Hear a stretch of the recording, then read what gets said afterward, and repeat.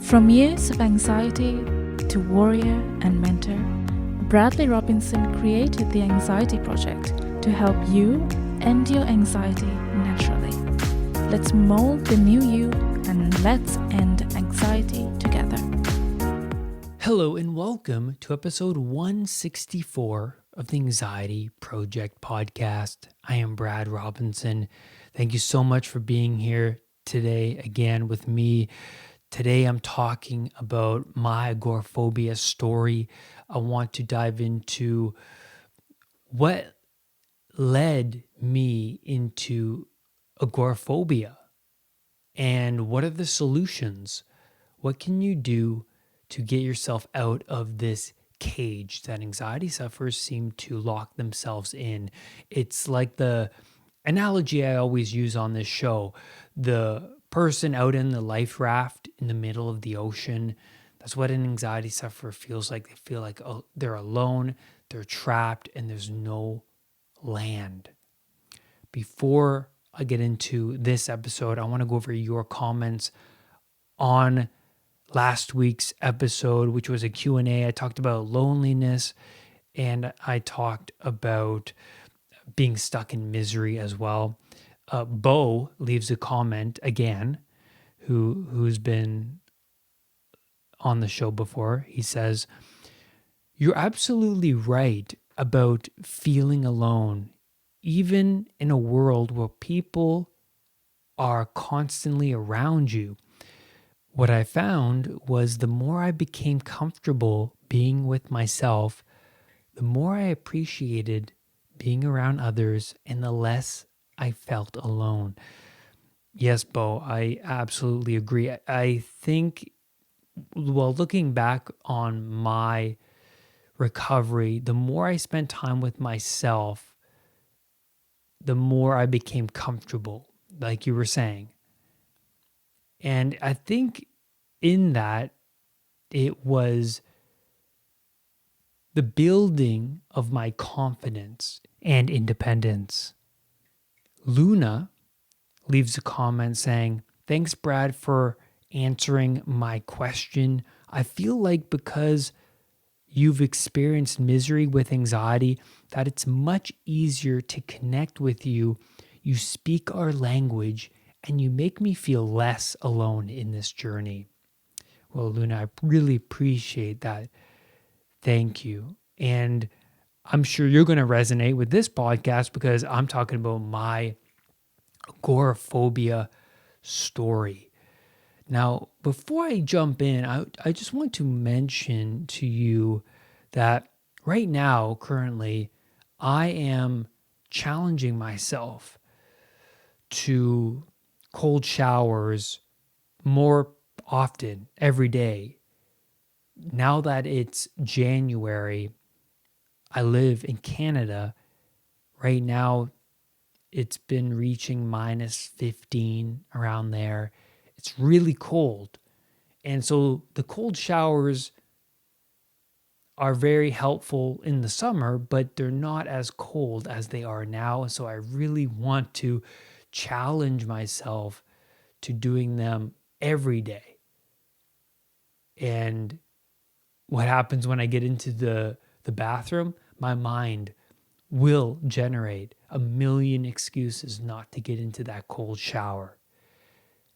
And when I do, it's like, well, I'm bypassing all of those thoughts and I'm getting in there.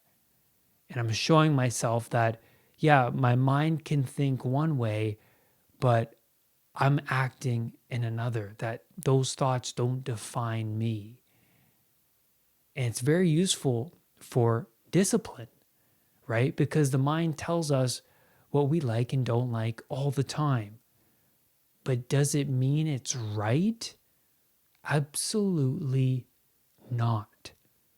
The mind can prevent us from, well, pushing ourselves to areas we never knew, to areas we didn't know was possible. And what I find with cold showers is that when I started doing them, my pain tolerance was so much lower.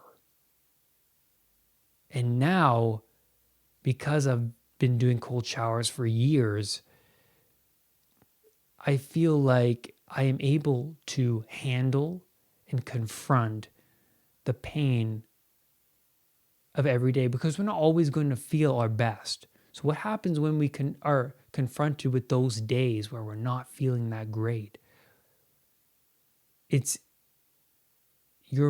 I think for me, I notice that I'm much stronger mentally and physically to handle those days when they come. And they always come. So let's dive into this episode of agoraphobia. First thing is, let's define agoraphobia. And the reason why I talked about my cold showers is because it's going to relate to some aspects of this episode, pain tolerance specifically. So agoraphobia is when you shrink your world down smaller and smaller because you avoid places that might cause you to panic and make you feel trapped. Do I suffer from anxiety now? No, I don't suffer. Does my anxiety rise sometimes? Yeah, because I'm a human and I have an amygdala. But it doesn't get over a level 4 or 5, because if it gets high enough, I recognize, oh, my mind is too chaotic. I have been practicing letting go, so I can let go of things that I recognize is causing me a lot of distress in my mind. But also I have a tool belt of techniques and strategies that I can implement when things start to get too chaotic. And that's really important. So that's where discipline comes in. The more disciplined you are, the more you are likely to handle the situation, the trouble. So how did I get to a point in my life where I couldn't even walk a block from my house without suffering from severe panic? Well, first, my panic episodes at this time became more and more frequent. They were overwhelming because I didn't know why I was having them.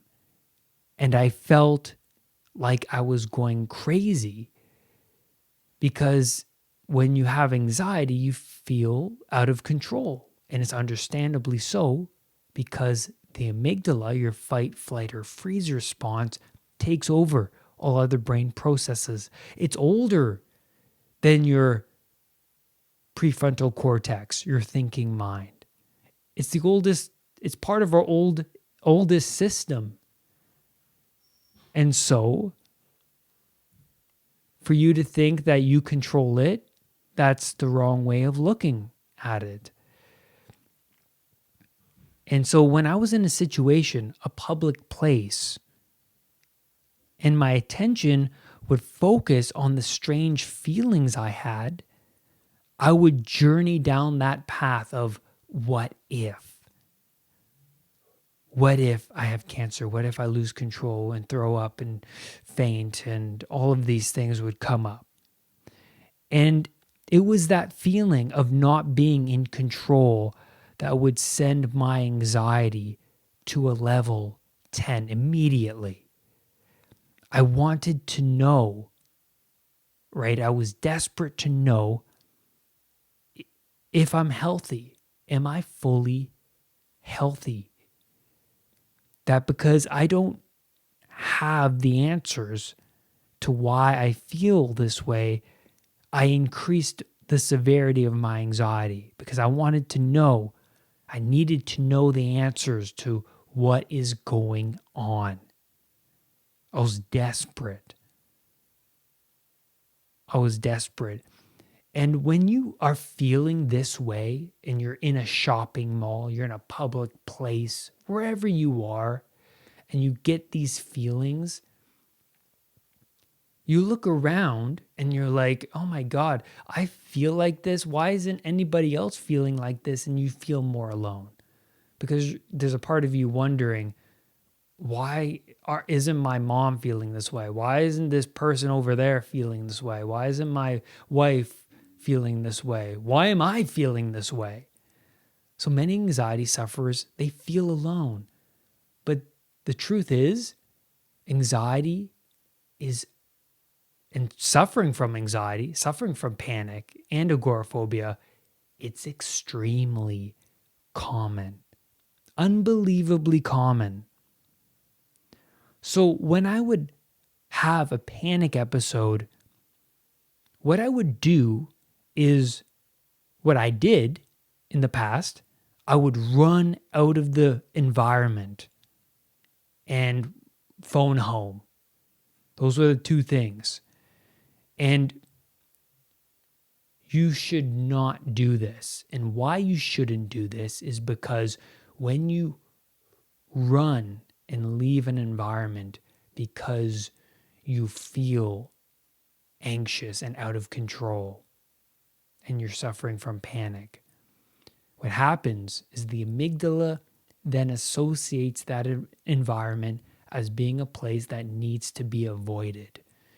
And then the problem there is that not only the amygdala says, hey, this environment needs to be avoided, the shopping mall specifically, but all other environments like this environment needs to be avoided. So eventually, any environment that makes you feel trapped and where there's lots of people and where you're away from your safe zone is a place that needs to be avoided. And so you start to shrink your world down smaller and smaller because you go to, say, a concert and then you leave because you feel anxious. So now you're avoiding that concert venue. And then you start avoiding many other places. And then eventually, the only place that you feel remotely safe is your own home. Now, I remember the more I was doing this, the more I would avoid any public place because the feeling of losing control and being away from my safe zone and embarrassing myself in front of other people because of how I was acting with anxiety. But I remember at the time, in the very dark part of my anxiety disorder was when I was out with Maggie, who is now my fiance, and her friends. And at the time, I thought I had a UTI, urinary tract infection. Before that, I thought I had an STD because, well, before I met Maggie, I was on dating apps and I was seeing multiple people online, and then my past was just catching up to me because I was consistently engaging in impulsive pleasures on dating apps and not feeling too great about that, because when you do those kinds of behaviors with multiple people, feelings get involved, and then there are many snakes that pop up. Well, what if they get pregnant? What if I get an STD? What if, emotions get involved? And all of these things pop up because that's what happened to me when I would engage in those behaviors.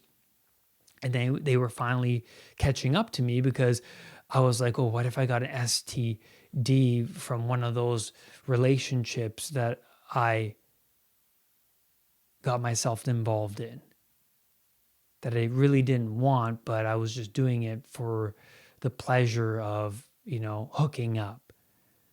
And so it was catching up to me. And it was on my mind, unresolved emotional baggage from my past catching up to me.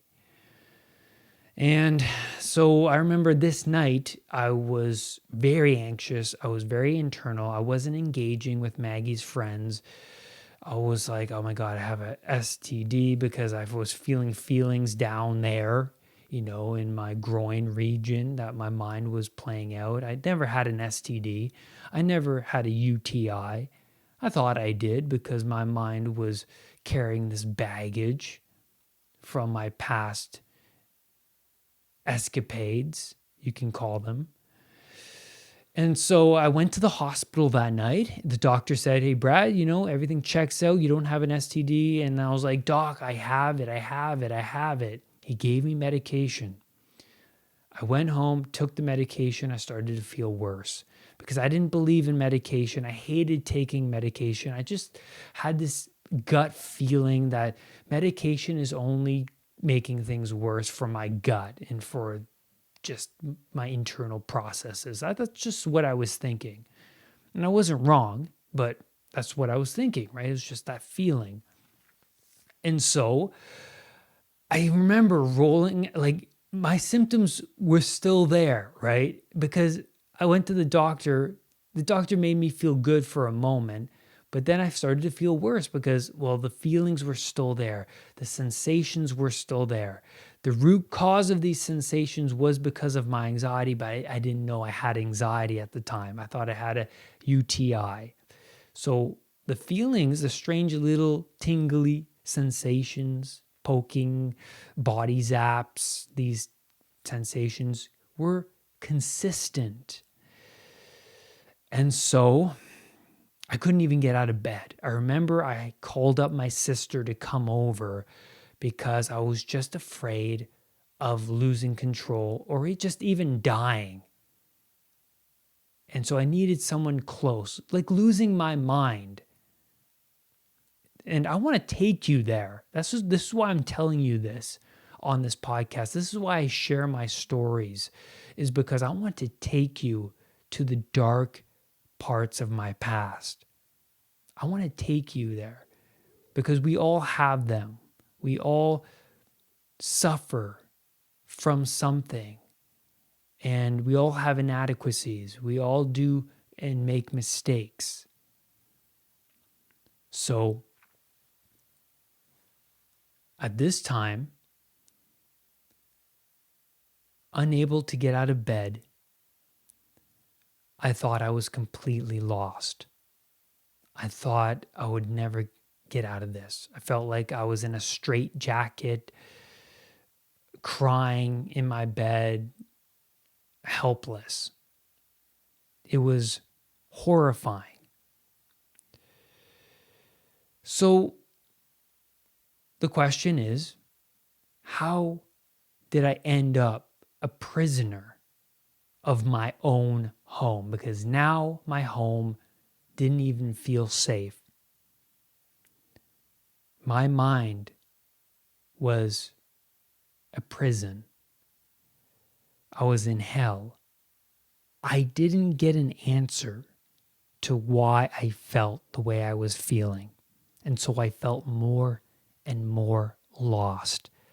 The fear of feelings of fear. So the fear of fear itself shrunk my world down to my bedroom.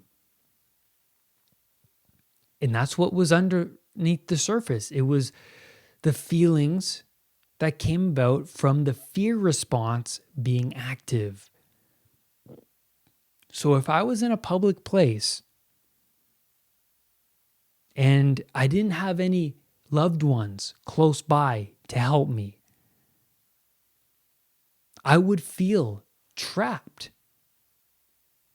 Not only because my loved ones were not here, but also the feelings of dizziness, lightheadedness, the feelings of fainting. Because, well, if I was somewhere and I had the feelings of fainting, well, that would prevent me from leaving because I would take 2 steps and I would fall down and faint. That's what it felt like. And so that's why you can feel trapped with anxiety. I never fainted before from anxiety. Doesn't happen. Well, not with anybody I've known. And it was also the feelings of humiliating myself in front of all of these people for possibly fainting or throwing up or acting strange. So ultimately, agoraphobics fear death, and while they die, embarrassing themselves in front of other people. Now, I want to touch on something really important as well that I was thinking about when I was planning this podcast. I thought about my childhood and being and growing up inside of this protective bubble. Now, as a young kid, I was able to get out of situations like school or work if I wasn't feeling well, especially later in my life, getting out of work, early 20s. I didn't know how much pain I could handle because each headache or sniffle or strange sensation or even feeling worried, anxious, I was able to back out of those situations. And it wasn't until my mid-20s where I continuously avoided situations and places that made me feel anxious and worried. If you avoid situations because you have a feeling, then eventually you're going to shrink your world down. You're going to shrink your pain tolerance down. You don't know how much you can handle. Because I feel a little tired, I won't be able to function in school. Because I'm feeling a little bit tired, I won't be able to go to work and function properly. And so I was able to stay home. And this was a mistake. And, well, I know that every parent out there makes mistakes. I will make mistakes as a parent myself. My parents supported my avoidance behaviors, and the more and more I avoided places, the less and less my pain tolerance became. So I'm not saying, well, I am very upset over my family. That's not what I'm saying, because I love my family. I am very fortunate to grow up the way I did. And it was then my responsibility to get myself out of the hole I was in and to heal. And so going through recovery, I started to analyze my past. What went wrong exactly? And how can I prevent this in the future?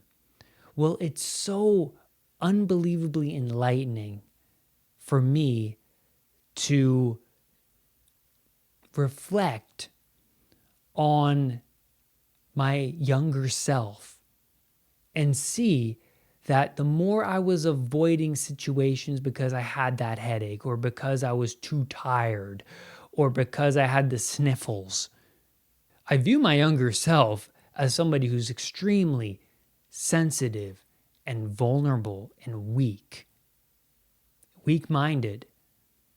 And so the more I was challenging myself through my recovery, the more I realized I am capable of more than I ever thought I was. Anxiety sufferers, health anxiety sufferers, are not comfortable in their own skin. They are not comfortable at all. They view themselves as being extremely unhealthy. Anxiety sufferers don't know what they can do with what they have. And so the answers are outside of their comfort zones. I see many anxiety sufferers become comfortable with their psychiatrist and their medications, and they're still suffering. They say, oh, I'm going to a psychiatrist, I'm getting help, but I'm still suffering. It's not working. Okay, well, you're going to a psychiatrist 1 hour a week. What are you doing with all that other time? Are you disciplining yourself? What are you doing? What is your lifestyle like? And this is what I do as a coach. I break down my client's day. What are you doing every day that is making you feel weak? What can you do to lessen your anxiety? All these things, right? And so you can be complacent with that psychiatrist and think, well, I'm seeing somebody, it's just not working. Yeah, well, you're going 1 hour a week and seeing somebody. Okay, what are you doing with yourself all of that other time? Right? Anxiety recovery is a 24-hour job. You have to whip yourself into shape. So growing up, I shrunk my pain tolerance way down because any minor ailment was met with concern from my parents. And so that headache or stomach upset, that tiredness would in turn, reflexively, it would make me think, I am unable to function today. I am unable to handle school today or work today. So then there was this dependency of having this care from my family to make me feel good. And so then there was this dependency of having this care from my family later in my life, throughout my 20s, when I was suffering from anxiety. I would phone them up or I would have them constantly around me to make me feel safe. So what's the solution to agoraphobia? Gradual exposure to the thing you are most afraid of. So there are two ways to do this. One, you are systematically desensitize yourself. For example, you go for a walk around the block and you do this until you get bored of it. And then you stretch yourself further and further. Go to the coffee shop, sit there for an hour, come back home. You do this until you're bored of the coffee shop, and then you stretch yourself even more, right? You keep stretching yourself gradually, or you place yourself, this is the flooding technique, into the situation that makes you most fearful, and you just survive it so that you can show your fear response that this place won't kill you. There is no magic pill to overcoming agoraphobia or anxiety. You have to train your mind. You have to stick the sword into the fire, because when you stick the sword in intense heat, what happens? You hammer a pretty damn good sword, but it needs the intense heat to forge it. You need the intense pain to forge your mind, to harden your mind. And the big revelation here is that once you desensitize yourself to one situation, you become braver in all other situations. So for example, if you fear going to the shopping mall and you just focus your goal on becoming bored at the shopping mall, for example, just being there and being comfortable, having your anxiety be a level 2, 3, 4. That's your goal, to walk around the shopping mall and enjoy yourself. Once you do this, once you conquer this one fear, all the other fears that you've had lessen unbelievably in severity. You become braver in all other areas of your life. This was a revelation for me when I discovered this. So Focus on one area. Where do you feel the most fear? If you're suffering from health anxiety, or worse, agoraphobia, because that's the ultimate place where you can end up, is not wanting to go anywhere else but your home, right? Once you conquer a certain fear, you will want to stretch yourself even more further, because now you're discovering a new part of yourself, a side you haven't seen before, because you've been hiding away from the dragons in your life. Now, once you slay a dragon, you have the confidence to slay another. And you look at yourself in the mirror and you see somebody who is the slayer of dragons. Agoraphobia makes people feel trapped in their own minds. Even when I was home in my safe zone, I was suffering deeply. I began to need family close by so that I don't die from whatever I was going through. And what I was going through was a chaotic mind filled with baggage. My foundation was built upon sand.